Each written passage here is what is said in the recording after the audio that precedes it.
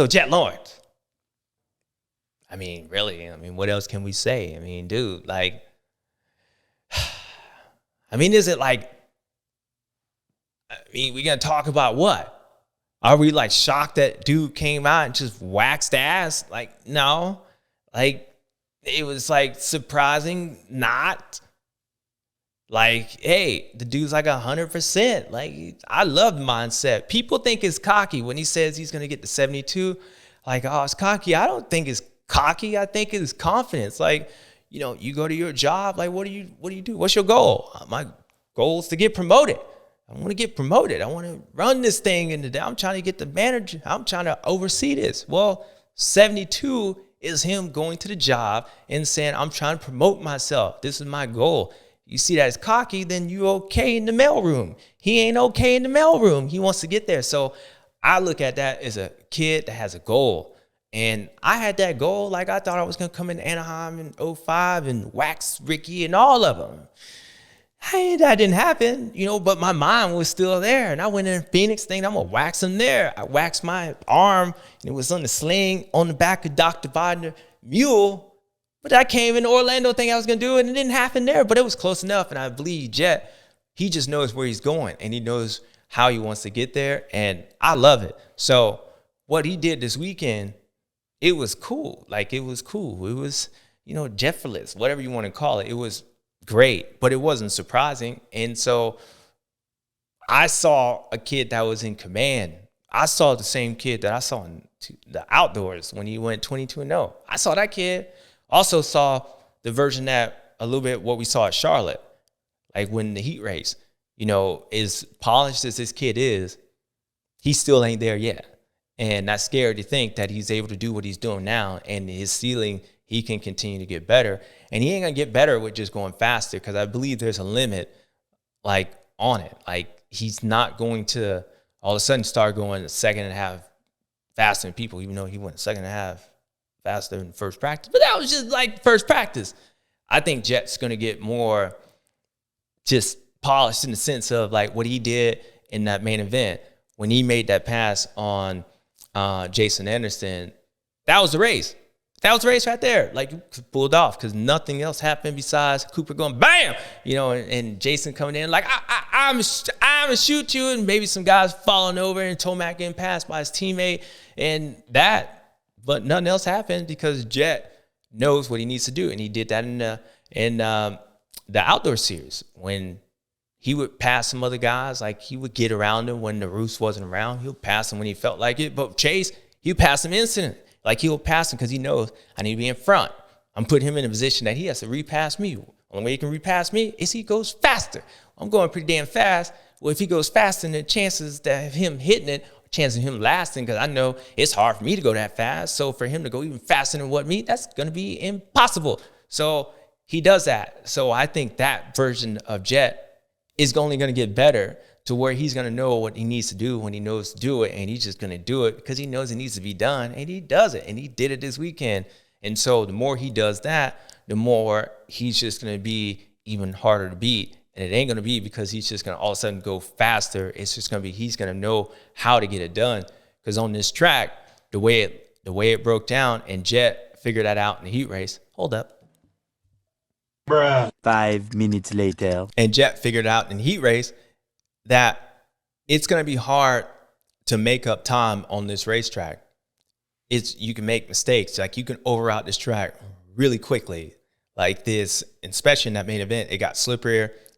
So having a 2-second lead here is like having 5 seconds in the sense of it's slippery. The only way somebody can pass you, one, you try to bump, but you're losing traction, you spin it around.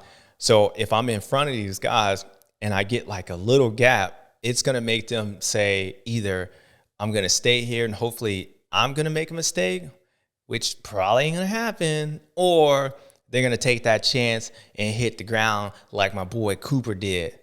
One or two things was going to happen, and I think Jett figured it out once Cooper passed him in the heat race, because Cooper put him in a spot where when Jett started trying to go fast, Jett was almost crashing everywhere. Like, he ended up crashing. Jett was faster than Cooper. He's been faster all day long, but the sense of Cooper got in front of him in the beginning part, and then Jett made a mistake and he pulled a little bit of gap. Cooper almost had like, 2-3 seconds on Jett, and you could see Jett trying to like catch him, but he was making more mistakes until he like kind of settled down, and then he caught up to Cooper. I bet Jett realized that I can't do that in the main event because it's only going to be worse. There's going to be less traction. And so if I let El Hombre, which, he liable to shoot everybody, and I know Cooper's back here, I can't let those guys be in front of me. I'm going to make those guys pass me. I'm going to dictate this race. So I'm going to get out front, try to throw a couple hot laps in, and I'm going to manage this 2-second gap because I just saw what happened to me on the guy that I've been faster with all day long. In that heat race, he made me like hit the ground. Like, I came out in boxing gloves. I was Floyd Mayweather in this bitch. I was going to knock everybody out. Cooper came in, slapped me like, he Charlie Murphy me. So it was kind of like Dave Chappelle, Charlie Murphy. He slapped him. What did the hand say? Smack! That's what Cooper did, and he didn't like it. So I bet Jett figured that out, and just like he did all motocross series, he knew I needed to be in front of that dude because, again, the track's not going to allow him to just outrun me. And anytime you try to go fast, this track's slippery, skating, it's ice skating up here. It's like everything. So it looked like JS at the skating ring a couple of weeks ago. It ain't a good look. That's what would happen. And so he did it all last year in the motocross series, and that's the version, like, that's the part that makes me impressed with the kid. Not that he be jumping all these jumps, which I texted him about. I was like, damn, dude, that was pretty good. That was pretty good. I don't even know what to call that. 1, 2, 3, 4, 5, 6, 7 quadtuplets. It's like dashiki down the road. She got tricks for kids. She got 4 of them things. She got 5 of them. Like, damn, man, maybe just say, I'm going to go inside. Don't offer no coffee. Go to sleep. Don't be like having all these kids. That's what it was. A lot of jumps, a lot of kids, whatever. You know what I mean? He did something cool. So that was impressive. But what he does in the right situation makes me impressed because it's the aware. Like, he's so aware of things and the mistake and the situation that was put in that heat race. Like, he knows that this can't happen in the main event. I don't think if Cooper would have, pass him in the heat race, maybe he wouldn't have been in that spot because maybe what would happen in the heat race would happen in the main event. But the fact is, he learns, he pays attention, he knows what he needs to do. And that's impressive. And that's dangerous because not only is the guy faster, the guy's aware and he's racecraft might be the best, if not better than anybody else. That's hard to be. One thing they were showing on the gate, I think he was talking to my brother, and, just laughing and stuff. I hated people like that. I hated them.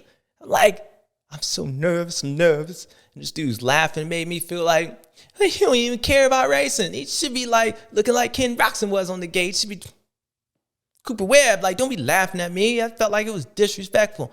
My stomach bubbling and stuff. I got to go pee again. I just peed. Like, I'm nervous. And this dude's sitting here like, hey, what up, man? Hey, Veggie Mike sandwich, what up? Dude, did you see me jump that far? Shut up! Just ate at me. And dudes like that. And he goes out and just bum rushes y'all guys. That's why I say he's like sneaky dangerous.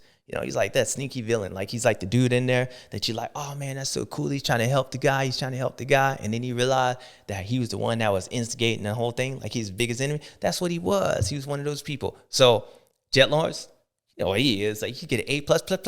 Well, you know what letter to give it to him? The 5. It was dope.